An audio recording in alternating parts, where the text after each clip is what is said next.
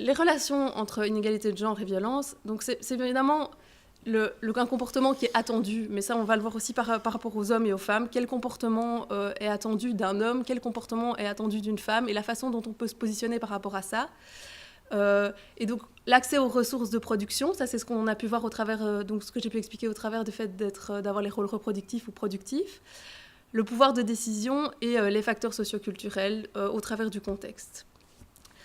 Alors, ça comme vous le savez sûrement, donc, les violences liées au genre ont des formes d'expression qui peuvent être différentes. Alors les plus évidentes, c'est évidemment physique, sexuelle et psychologique, c'est celle dont on parle le plus.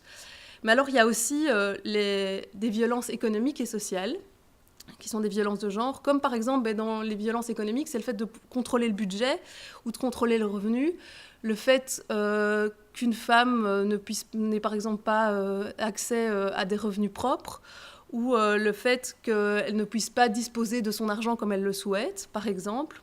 Et social, c'est par exemple la limitation de la liberté de mouvement, le fait que un homme ne veuille pas, par exemple, que sa femme travaille, bon, ça arrive moins souvent, ou simplement le fait que tu sors pas dans cette tenue, j'ai pas envie que tu sortes le soir seul, enfin, donc voilà, la limitation de mouvement, ce qui peut être dans l'autre sens aussi, hein, bien sûr.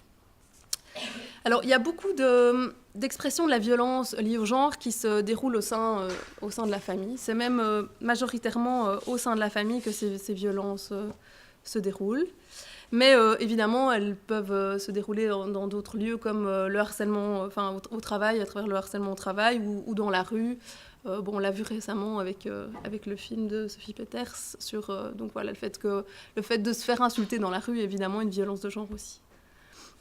Alors, pour les victimes, donc, on peut constater que ces violences de genre, elles touchent... les violences en général touchent les hommes et les femmes, mais quand c'est les hommes, c'est plus des violences physiques qui se passent à l'extérieur de la famille. Dans le cas des femmes, c'est majoritairement des violences qui se passent dans le contexte familial, donc au sein de la famille.